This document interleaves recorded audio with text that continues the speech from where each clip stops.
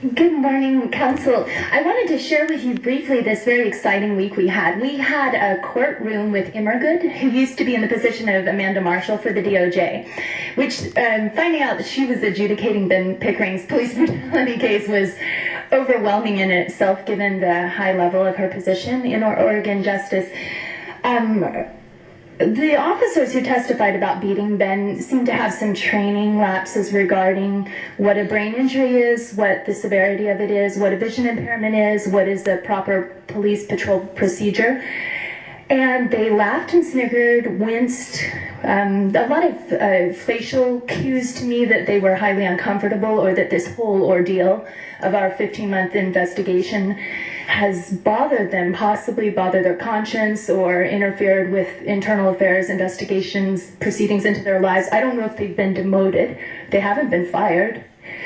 What was fascinating was Stuart Palmater, who's been lauded by the mayor of Portland for talking people off of bridges, for having this incredible record of his humanity and his sensitivity in getting people medical care who need that. He said that he immediately found Ben, got an ambulance after the beating. Ben was wincing in pain and moaning in pain on a park bench, that it was not fitting for his brothers and sisters on the force to beat people and dump them on the side of the road to be suffering their injuries.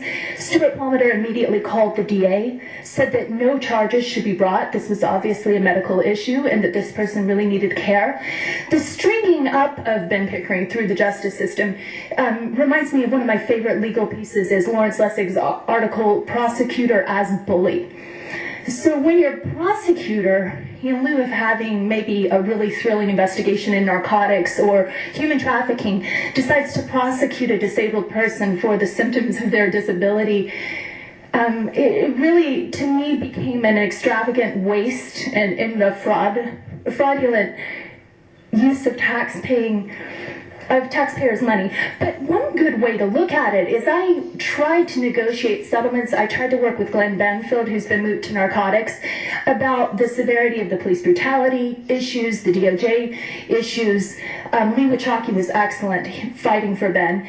And a lot of our familial and medical research really took time. So I think in terms of time for somebody who's being strung up through this Kafkaesque process, that's very critical when you're dealing with disability issues.